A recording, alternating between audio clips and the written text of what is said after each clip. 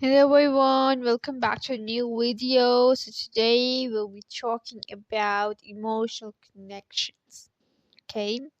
Have you ever felt like no matter how much you love someone, your partner, your friend, your family, that closeness you once had slowly fades away? You still care, you still want the connection, but something feels off. The spark turns into distance and the conversation feels forced. And deep down you start wondering, why does emotional connection feel so hard to maintain?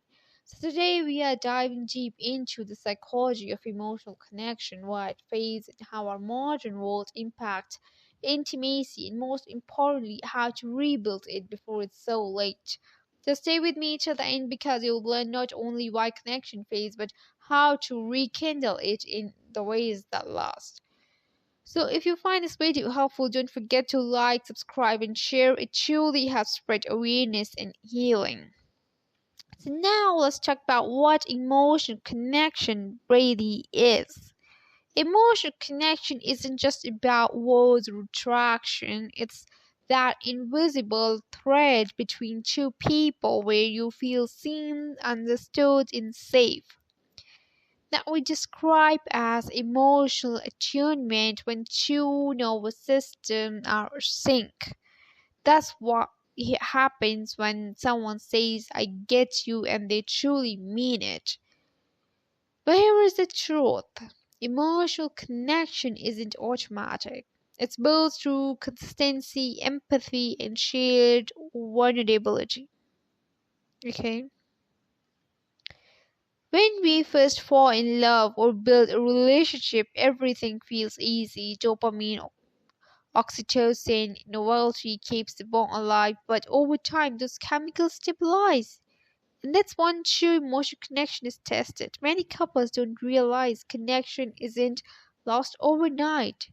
It's eroded slowly through neglect, distraction, and emotional avoidance.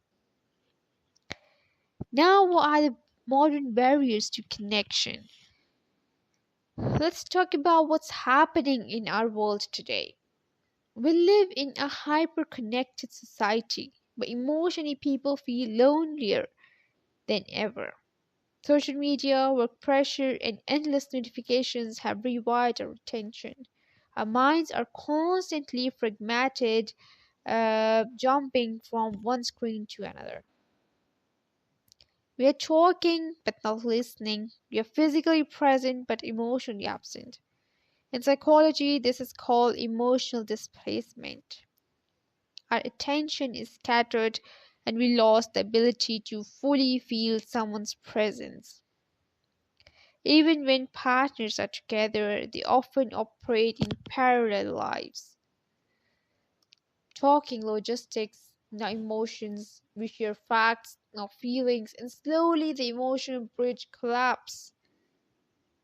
You see, emotional connection needs depth, and depth requires time, stillness, and genuine curiosity, all of which are disappearing in our rushed and overstimulated world. Now, let's talk about the childhood patterns that shape adult connection. To understand why maintaining connection is hard, we have to go deeper into attachment psychology.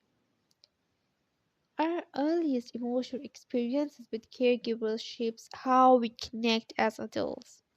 If your parents were warm and responsive, you're likely to develop a secure attachment, meaning you can trust closeness and handle distance. But if you experience inconsistency, rejection, or emotional unavailability, you might have learned to either cling or withdraw when things get emotionally intense. This creates what we call as anxious or avoidant attachment styles. The anxious person constantly seeks reassurance fearing loss, and the avoidant person falls obeys when things feel too vulnerable. When these two parents meet, which often happens, emotional connection becomes a tug of war. One chases, the other runs. One wants closeness, the other craves space. And the result is both feel misunderstood, unseen, and exhausted. And everyone needs personal space. Okay, don't feel like no, this person has to give me time 24 by 7. He just has to think about me. He shouldn't have to think about anyone else. He's just mine. I don't want him to go anywhere. No, no, no. Don't be like that sort of person. If he or she is yours, they will still be yours no matter what. They'll stay by your side. Okay?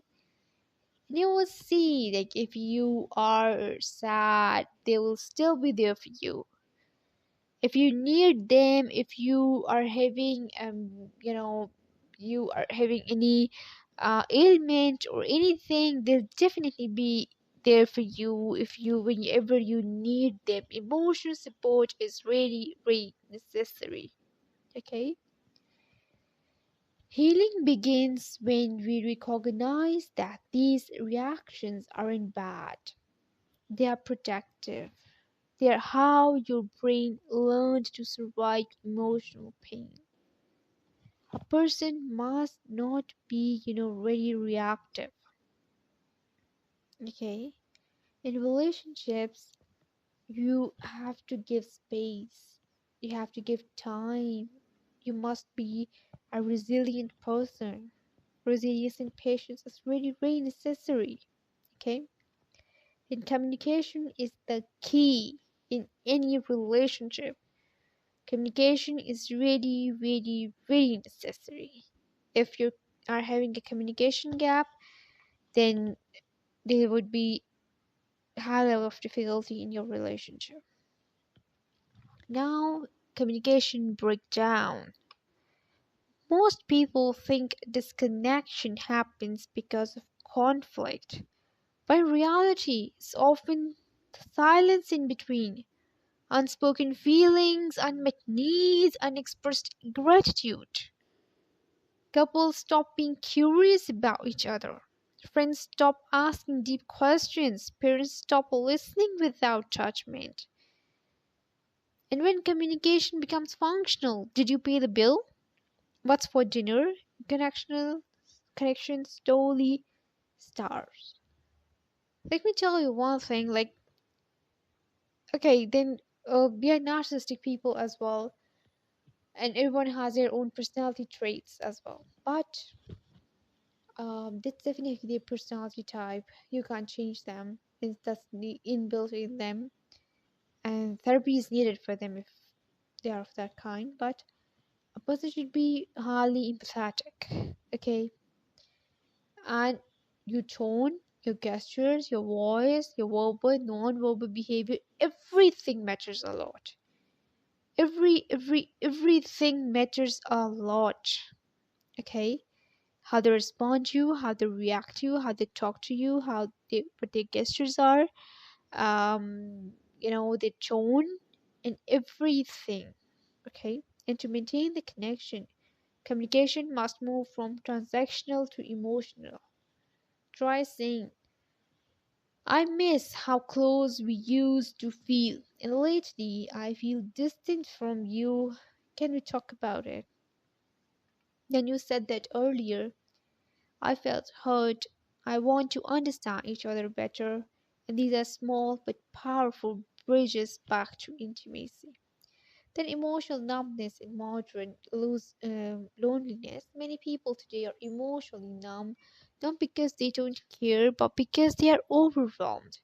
And we are exposed to constant stress, bad news, and emotional overload. Our brains adapt by shutting down feelings to survive, but emotional numbness blocks connection. When you can't feel yourself, you can't truly feel others. And research shows that chronic stress suppresses oxytocin, the bonding hormone. That's why, after long periods of burnout, relationships start to feel flat and lifeless. And to heal this, we must reconnect with our own emotions first and spend quiet time, journal, meditate, and reflect. Rebuild that inner connection only then when you connect outwardly. Okay.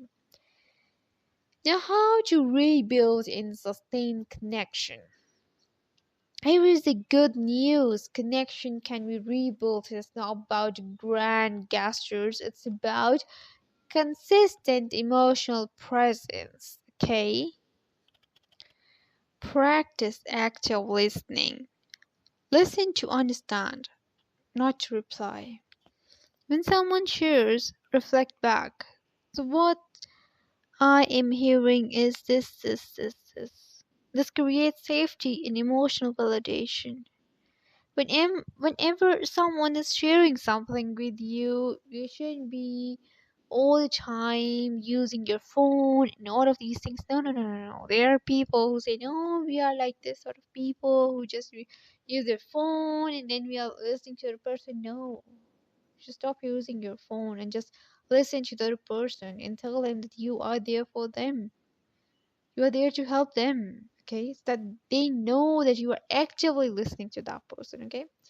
Then to make the eye contact. This might sound simple, but eye contact releases oxytocin and deepens trust. Eye contact is really, really necessary, especially in relationships. Okay, your eye contact, hug, all of these things are really necessary. Okay, and be vulnerable. Say how you feel truly, even if it's scary. Vulnerability invites vulnerability. You know, reciprocity is really, really, really necessary in a relationship. You should tell them, like, if you do this, I feel bad. If you do this, so that at least they know that if they do this, it hurts you, okay?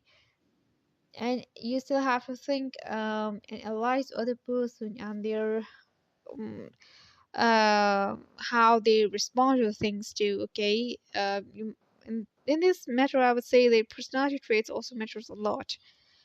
Yeah, because we have a few people too, those when they, cause any harm to the person, they feel so, they feel so good, I would say, so happy.